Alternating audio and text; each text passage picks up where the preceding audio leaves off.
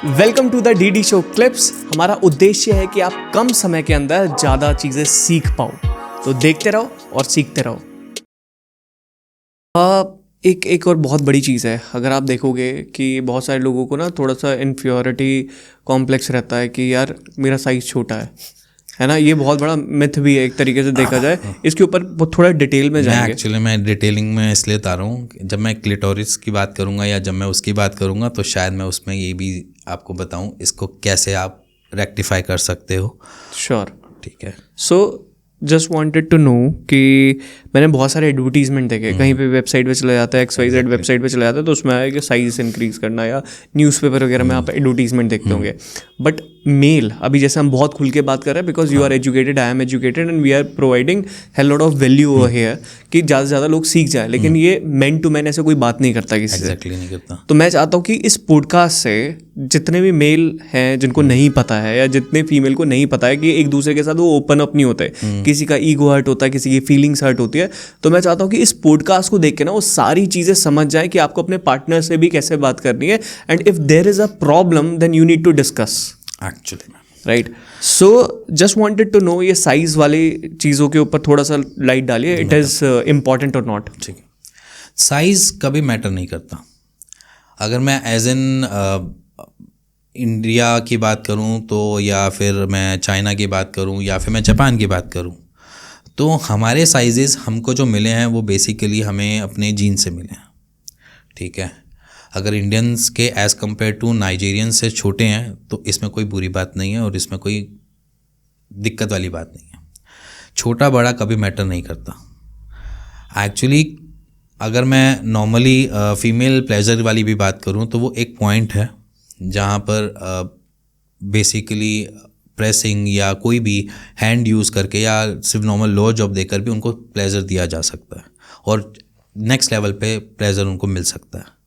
तो कभी भी साइजेस मैटर नहीं करते। अगर मैं बात करूं नॉर्मली, जैसे हमारे पास भी पेशेंट आते हैं जनरली, तो जनरली पेशेंट ये कहते हैं कि इनका साइज़ छोटा है इसलिए कंसीव नहीं हो रहा। तो मेरे हिसाब से वहाँ पर कंपैटिबिलिटी की इश्यूज़ हैं। कंपैटिबिलिटी मान जहाँ पर फीमेल सेटिस्फेक्शन कम हो रही है और मेल जल्दी सेटिस्फाई हो जाता है या प्री मैच्योर इजैकुलेशन का पेशेंट बन जाता है, तो वहाँ पर कंपैटिबिलिटी नहीं हो पाती।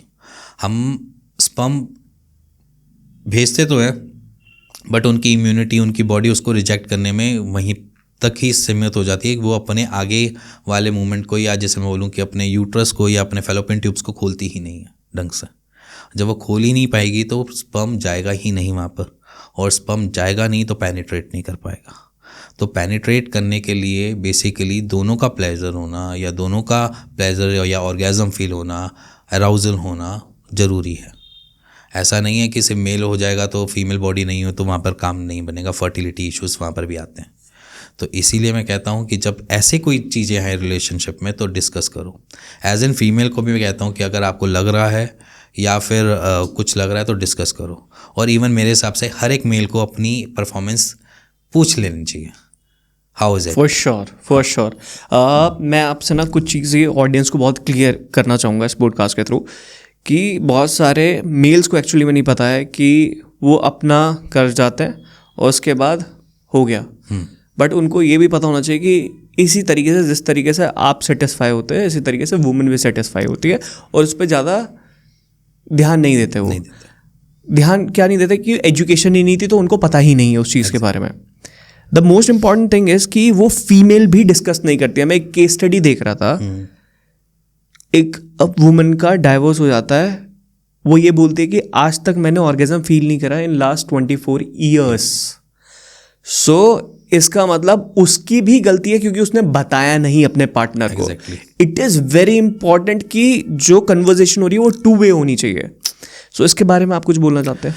एग्जैक्टली बोलूँगा, क्योंकि जैसे मैंने अभी बताया कि अगर आप एज एन इंटरकोर्स कर रहे हैं और इंटरकोर्स से फ्री हो रहे हैं तो एज एन जेंटलमैन आस्किंग की तरह ही हाउ इज़ माई परफॉर्मेंस, एक बारी अगर आप अपने पार्टनर से पूछते भी हैं तो दैट मीन्स कि अगर वो आपको कुछ रेटिंग डाल दो, स्केलिंग डाल दो, 10 नंबर अपने आप को बोलो कि 10 में से 8 बोल, 9 बोल, that means that's a score.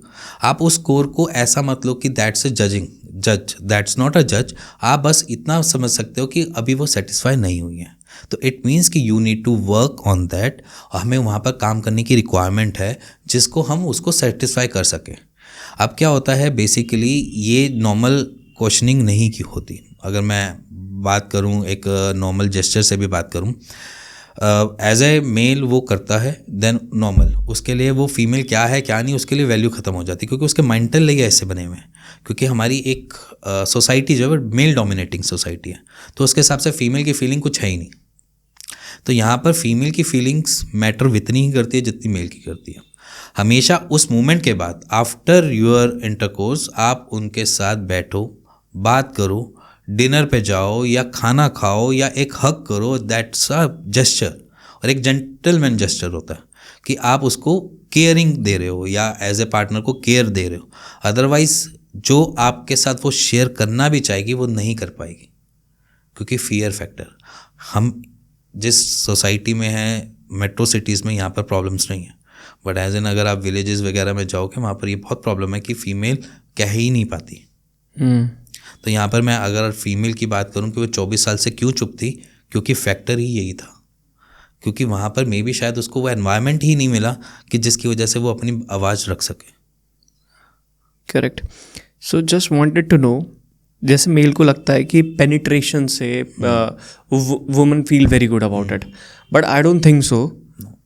आपको ये चीज़ मेल के लिए इम्पॉर्टेंट होती है that we are doing penetration, so they are feeling like good कि हमारा ऑर्गेज़म हो गया। लेकिन फीमेल को वो पसंद नहीं है, शायद जिस चीज़ में पेन हो रहा है तो उस चीज़ में उसको अच्छा नहीं लगेगा। नहीं, देखो एग्जैक्टली पेनिट्रेशन एकदम से कभी भी सबके लिए बुरी चीज़ है। अब मैं मान करता हूँ कि अगर मैं सीधा जाकर एक नॉर्मल एक मेल बॉडी सीधा जाकर पेनिट्रेट करती है, that's not a right gesture. ठीक है, आप मूवमेंट्स क्रिएट करो, मूवमेंट्स के बाद इंटरकोर्स करो, दैट्स अ नॉर्मल थिंग। अगर आप मूवमेंट्स ही नहीं क्रिएट कर रहे हो और सीधा जाकर बोलो कि पेनिट्रेट करना है, वो वेजाइना वैसे ही ड्राई है, आपने ड्राई वेजाइना के अंदर आपने पेनिट्रेट किया तो वहाँ पर वेजाइना के ऊपर छिलेगा ही ना। या कोई भी ऐसी जगह जहाँ पर आप सीधा इंटरकोर्स करने के लिए प्लान कर रहे हो विदाउट किसी लुब्रिकेशन के, तो वहाँ पर वो जलेगा, छिलेगा, सारी चीज़ें होंगी। तो वो तो एक तरीके से उनके लिए भी आफत हो जाती है। But over the time period वो क्या होता है कि छिलके जल के वो जगह सॉलिड हो जाती है। फिर उसके बाद इरिटेशन अलग से निकलती है। ठीक है, फिर वहाँ पर मेल बॉडी कहता है थोड़े टाइम बाद कि भैया ये चीज़ तो सेटिस्फाई हो ही नहीं रही है, या फीमेल बॉडी कहती है कि मेरे को अराउज़ल आ ही नहीं रहा। ठीक है, क्योंकि आप उस जगह को बहुत ज़्यादा रफ यूज़ कर रहे हो। तो हमेशा plan intercourse after foreplay. Foreplay is something which is very very important.